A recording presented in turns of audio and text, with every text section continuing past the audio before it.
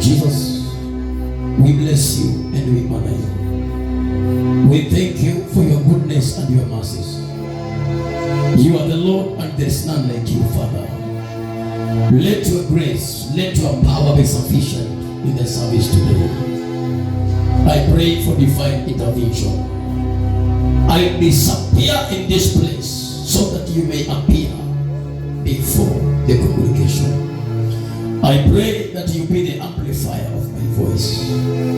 I pray that whatever I'll speak on this mountain, I pray, Father, it will not be my own words, but whatever I shall speak on this mountain today, may I speak your mind.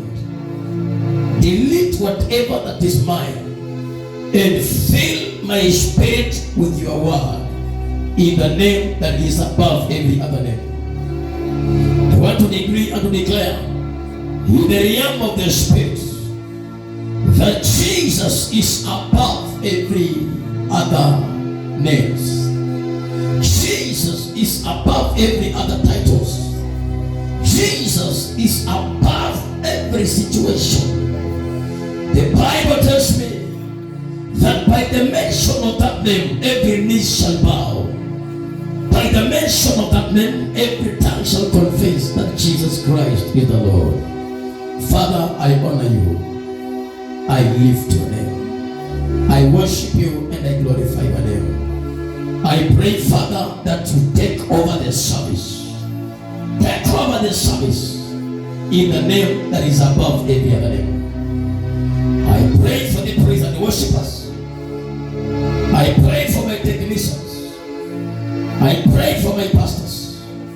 I pray for my leaders. I pray for my sons and daughters. Anybody under the sound of my voice want to decree and to declare that the grace will be sufficient in their lives in the name that is above every other name. May your name be lifted in this place. May your name be glorified in this place. In the mighty name of Jesus Christ. Father, we surrender all to you. We surrender our families to you.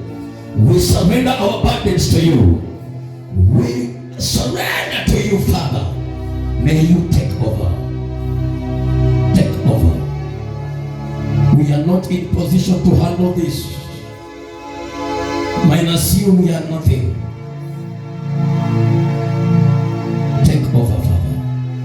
Holy Spirit, come down and take over the service. Holy Spirit, come down and take over the service.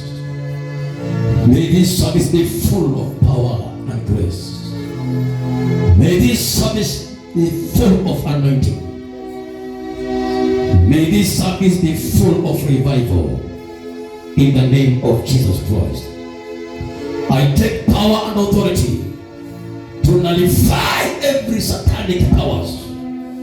I take power and authority to silence every voice of the devil. I nullify every satanic powers, every witchcraft powers, powers of witch doctors. They are paralyzed tonight in the name that is above every other name. I set my sons and daughters free from every bondage, every attack. In the mighty name of Jesus, we do pray, and the church shouted amen.